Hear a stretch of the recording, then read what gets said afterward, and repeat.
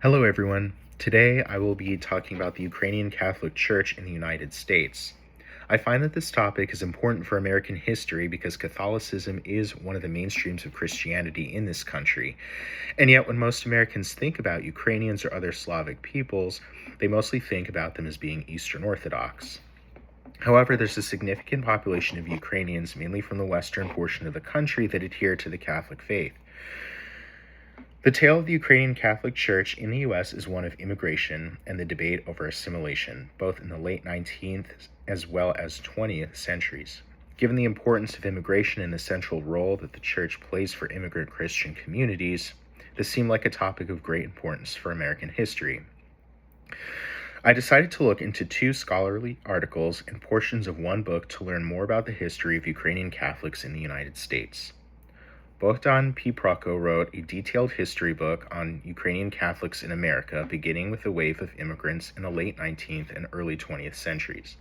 Initially, due to their following of the Byzantine Rite and services not conducted in Latin, many of these Catholics were viewed with skepticism, or even in some cases outright hostility, by the Roman Catholic Church in the United States, which were influenced by the Vatican and the Latin Rite. As a result, many converted to the Russian Orthodox Church under the guidance of Father Alexis Toth. As a side note, I've actually looked at that for the main paper of this course. Pope Pius X was worried by these developments and appointed Bishop Sotor Ortinsky for Slavic Catholic followers of the Byzantine Rite in America. However, he suddenly died and had to be replaced.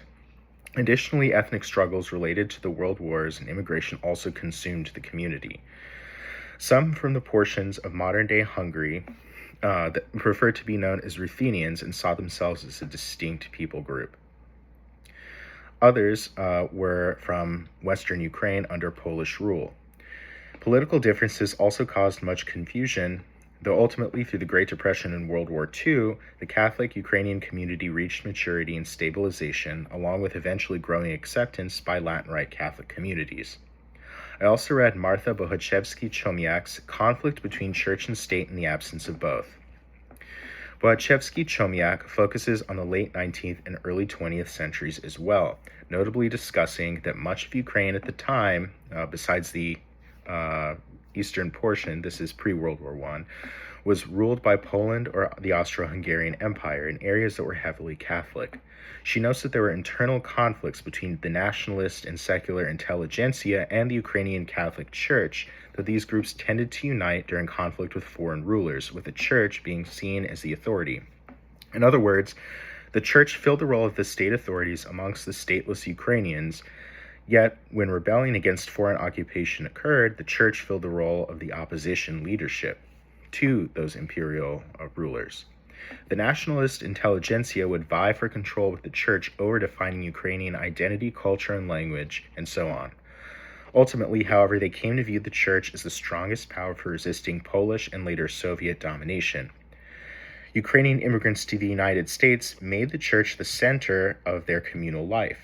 Ukrainian Catholic parishes became places to argue about the politics of the old country, hash out real estate or familial disputes, and debate matters of theology, along with discussing how far to assimilate. Mark M. Morozovich traces the tensions between assimilation through Latinization of the liturgy to cultural preservation through returning to the Greek Byzantine rites in his The Liturgy of the Ukrainian Catholic Church in the United States, Change Through the Decades. Morozovich explains that under pressure to adopt to American culture, many Ukrainian Catholic churches adopted Latin services, even installing pews and organs to look more like their Roman Catholic counterparts, while also adding in Western Catholic devotions. But ultimately, as the years passed and Vatican II was held, the Second Vatican Council came to support the Eastern Catholic identity and encouraged the de-Latinization process of these churches to preserve their heritage.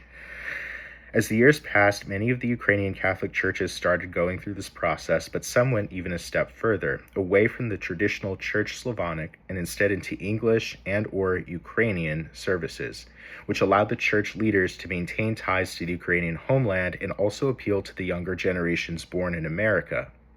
Thank you for watching.